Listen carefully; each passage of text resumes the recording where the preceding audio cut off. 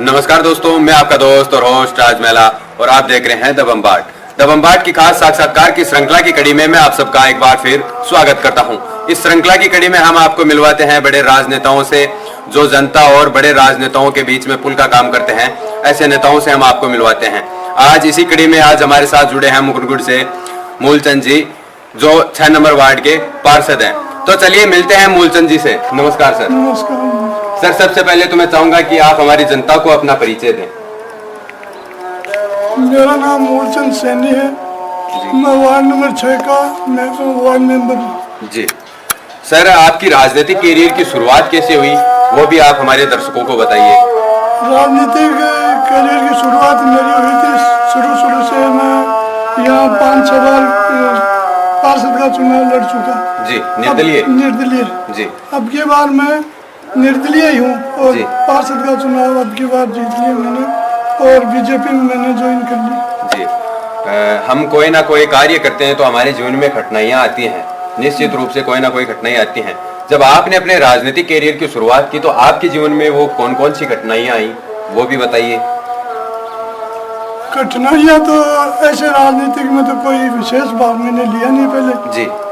फिर मैंने तो नॉर्मली ऐसे चुनाव लड़ा था इसका, और इसमें मतलब जो है वो पैसा मैंने कभी लगाया नहीं कभी। जी जी। वैसे ही मेरा न कोई कार्यालय वगैरह ज़्यादा, बस 5-10 कुर्सी का अवसर था, उस कुर्सी से मैं मेरा वो करता था। जी बाकी कुछ वैसे विशेष नहीं किया मैंने। जी। स्थानीय नेताओं के बारे में थोड़ा बताइए, उनका रवैया कैसा है?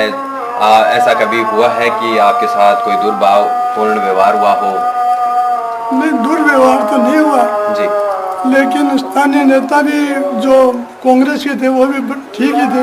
जी जी लेकिन अब की बार हमने नया नेता चुनने के लिए मानस बना लिया, जी इसलिए मैं बीजेपी ज्वाइन कर ली। जी। इस बार भारत आज़ाद होने के बाद पहली बार यहाँ से भारतीय जनता पार्टी के कैंडिडेट विजयी हुए हैं। जी, आपने अब तक अपने वार्ड में अपने स्तर पर कितना क्या कार्य करवाया है, उसके बारे में भी थोड़ा बताइए। मेरे वार्ड में शुरू से ही ऐसे लगता था कि ये म्यूनसिपैलिटी का वार्ड ही नहीं है। जी। तो उस वार्ड में मैंने अभी आते सबसे पहले जो गंदी नालियाँ थी, ठीक तरह से नहीं बनी हुई थी, उन नालियों को दुरुस्त करा के उन नालियों ने बनाई, और सड़क नहीं थी, सड़क बनवाई। जी। और लाइटों का पूरा ध्यान रखता हूँ, और ये नाली वगैरह है ना, जी इनका सफाई का, इनका कूड़ा उठाने का, ये सब वार्ड को एकदम साफ सुथरा। जी। आप इस बार भारतीय जनता पार्टी को सपोर्ट किए हैं, तो इससे पहले भी आप भारतीय जनता पार्टी के पक्ष में ही थे या कांग्रेस के पक्ष में थे? नहीं, मैं निर्दलीय था। मैं आदमी देख के और उनका वैसे किसी पार्टी ज्वाइन नहीं की थी मैंने। और जो बड़ी आदमी होता था उसके साथ जी। ही। तो क्या इस बार आपका ठहराव भारतीय जनता पार्टी में होगा? हाँ, जरूर। अब आप लगातार भारतीय जनता पार्टी को ही समर्पित हैं। समर्पित करेंगे। तो भारतीय जनता पार्टी की विचारधारा आपकी विचारधारा है, तो आपको ऐसा कहाँ लगता है कि सामने वाली पार्टी से आपकी विचारधारा टकरा जाती है, उनकी विचारधारा आपको अलग लगती है और आपकी विचारधारा आपको अलग लगती है? ऐसा कहाँ होता है? विचारधारा कैसे? हर एक ग्रुप की कोई ना कोई विचारधारा होती है। आपकी भारतीय जनता पार्टी की भी कोई ना कोई विचारधारा है और कांग्रेस की भी है। जाहिर तौर पर कांग्रेस ही विपक्ष है भारतीय जनता पार्टी का। जी। तो उनकी कौन सी वो बातें हैं जो आपको और आपकी पार्टी को अच्छी नहीं लगती हैं, इसके बारे में? कांग्रेस की? जी। कांग्रेस की वैसे तो कोई खास प्रॉब्लम है नहीं। जी जी। बस केवल कि हम तो मोदी जी को देख के, उनके कार्यकाल को देख के उसी से प्रेरित होकर हमने बीजेपी ज्वाइन की। जी। अब आप वर्तमान समय में पार्षद हैं और अभी भी समय बचा है आपके कार्यकाल में, तो आने वाले समय में आप कितना क्या विकास कार्य और करवाएंगे अपने वार्ड में? देखो, विकास कार्य के लिए हमने, वो हमारा लंबा वार्ड है जी। तो उसमें हमने वो ग्रेवल सड़क है, ग्रेवल सड़क के बाद में डामरीकरण है जी। वो हम ये करवाना चाहते हैं। थोड़ा नाला हमारे यहाँ टूटा फूटा है जो अभी अपनाए थे जी। वो नाले को ठीक करवाना चाहते हैं, और तो बाकी हमारे वार्ड में सब ठीक है। जी। पहले यहाँ पर सरकार कांग्रेस की थी, जी। तो कांग्रेस की सरकार में कांग्रेस के एमएलए ने यहाँ पर कितना क्या विकास कार्य करवाया है? मेरे वार्ड में मुकुंदगढ़ तो, में, पूरे मुकुंदगढ़ में? हाँ, मुकुंदगढ़ में तो विकास करवाया, लेकिन मेरे वार्ड में विकास नहीं हुआ था बिल्कुल।